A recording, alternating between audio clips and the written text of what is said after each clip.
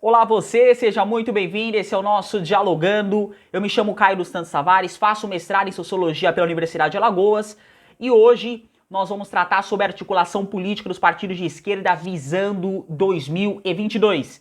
Se você gostar desse material, não perca tempo, se inscreva no nosso canal e compartilhe esse vídeo com seus amigos nos grupos de WhatsApp.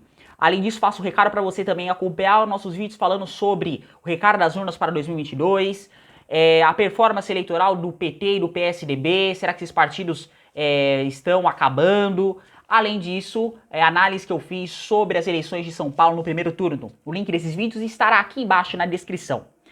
Bom, o que Ciro, Haddad, Flávio Dino, Guilherme Boulos, entre outros possíveis candidatos que vêm se colocando aí na esquerda, eles estão querendo disputar uma parcela do eleitorado brasileiro que normalmente tem uma identificação partidária mais voltadas para partidos de esquerda. Agora, a gente precisa ponderar uma coisa, que aqui no Brasil, diferentemente dos Estados Unidos, por exemplo, que as pessoas, elas entram em eleição e saem eleições, elas votam normalmente nos mesmos partidos, então aquela pessoa vota sempre no candidato democrata e a outra sempre vota no candidato republicano. Aqui no Brasil isso acontece não desta maneira. O eleitorado ele vai se alterando com o passar do tempo. Então, em uma eleição, a pessoa pode votar num candidato mais à esquerda e na outra mais à direita. Justamente porque aqui as pessoas não têm esse voto por ideologia e nem por identificação partidária. Tem algumas pesquisas na ciência política que falam sobre isso, inclusive vou deixar elas aqui, o link também na descrição para vocês verem isso com mais aprofundamento.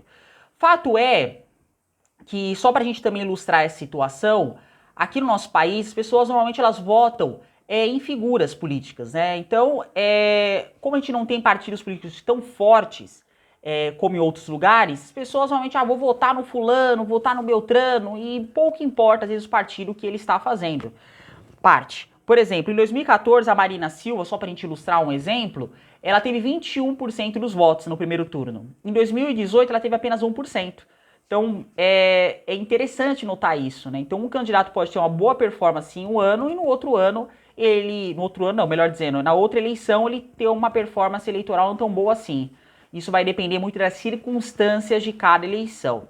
Mas, de todo modo, é possível a gente dizer que, desde a redemocratização, tivemos sempre um partido de esquerda, um candidato de esquerda, chegando ao segundo turno.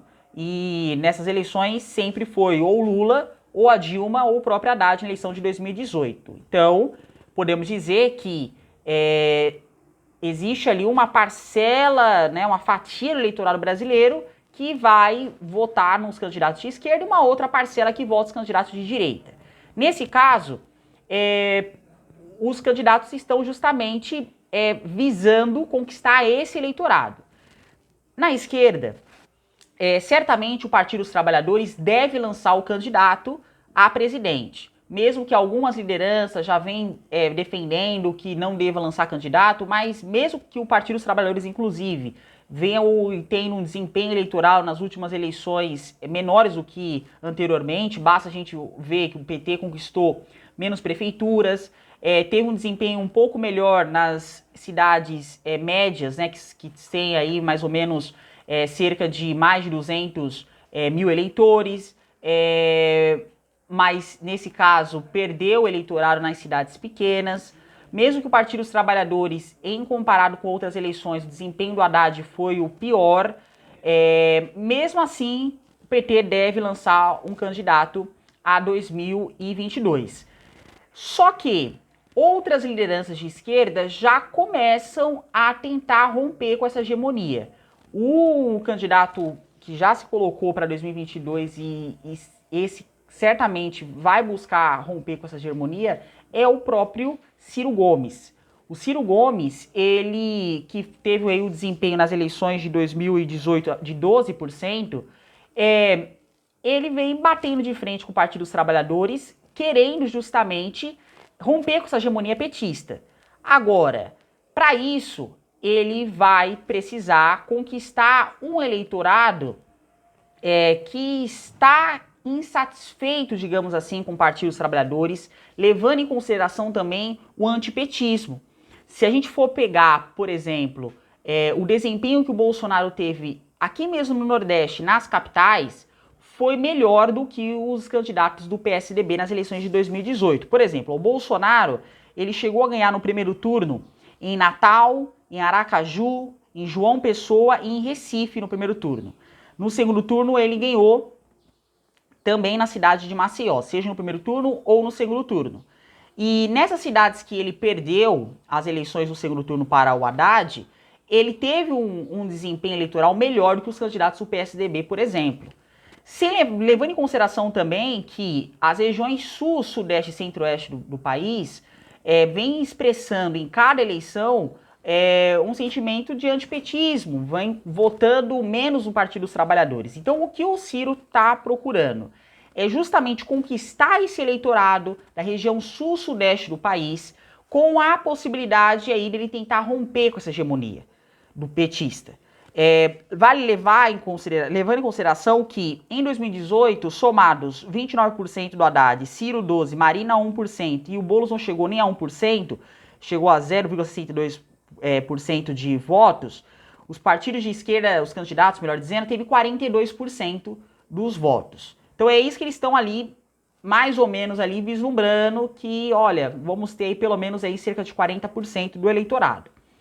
Então o que o Ciro está tentando fazer é capturar esse sentimento antipetista que existe na sociedade para apresentar uma alternativa de esquerda separada daquela defendida pelo Partido dos Trabalhadores. Mesmo que o Ciro, ao longo da sua trajetória de vida, tenha apoiado o PT, mas nas últimas entrevistas que ele vem dando, né, desde lá de umas 2 anos atrás, depois que ele rompeu com o Partido dos Trabalhadores ainda naquele processo eleitoral, ele praticamente vem aí, o pessoal até fala, né, metralhadora giratória, vem atacando o Partido dos Trabalhadores, acusando de corrupção, justamente tentando ali canalizar esse sentimento antipetismo, pessoas que às vezes têm uma identificação à esquerda, mas não querem votar mais no PT, então ele tá ali buscando. Se ele vai conseguir isso, só o tempo irá dizer, porque a política não é uma fotografia, é um filme, ela está sempre em processo.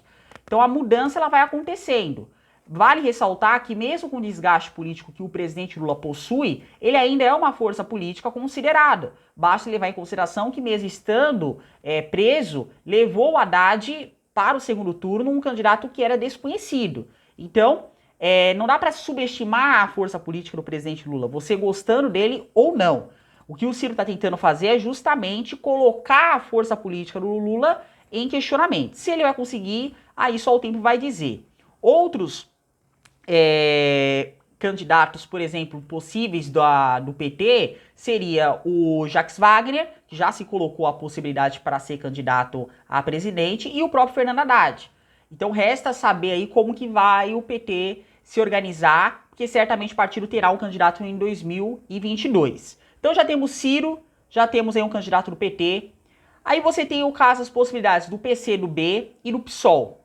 O PCdoB, o Flávio Dino, que é o governador de Maranhão, ele vem ali se articulando para, quem sabe, se colocar como presidente. Mesmo que ele tenha um discurso mais buscando essa união das esquerdas, né? Ele se apresenta entrevistas falando que é mais favorável que os partidos de esquerda se unam, ao invés de lançar cada um seus candidatos. Mas a gente tem que levar em consideração que o PCdoB, assim como o PSOL, que vem fortalecido, né, levando em consideração aí o desempenho eleitoral do Guilherme Boulos, que foi o seu candidato em 2018, e certamente o PSOL deve lançar um candidato, seja o Boulos ou outro candidato. E por que o PSOL deve lançar candidato? Eu acredito que até mesmo o próprio PCdoB deve lançar um candidato. Por causa da cláusula de barreira. Esses partidos, em 2022, eles precisam, por exemplo, alcançar pelo menos 2% dos votos válidos para deputados, justamente para eles conseguirem ter fundo eleitoral, tempo de televisão. Então, tem uma cláusula de barreira. Se os partidos não conquistam pelo menos 2% do eleitorado, levando em consideração as eleições para deputados federais, eles acabam não conseguindo ter esses recursos.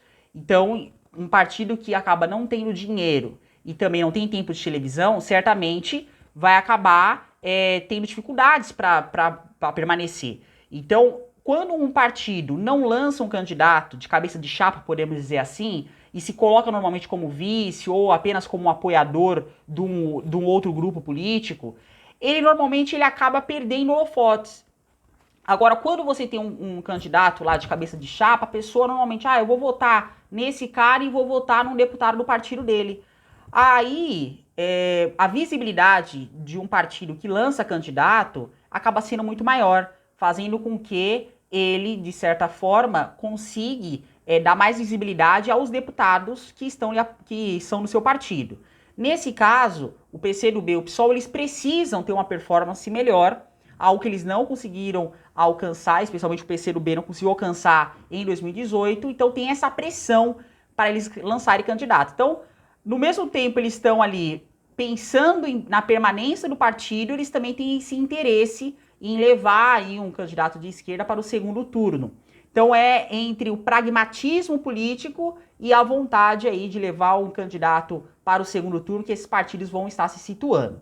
Então o tabuleiro político é um pouco esse para 2022. Resta saber como esses partidos vão se organizar. 2021 vai ser um ano extremamente importante, levando em consideração a pandemia, os efeitos econômicos dela, e vamos ver como o próprio presidente Bolsonaro vai conseguir suportar, digamos assim, essas situações que devem exigir uma capacidade de liderança, de gestão muito grande.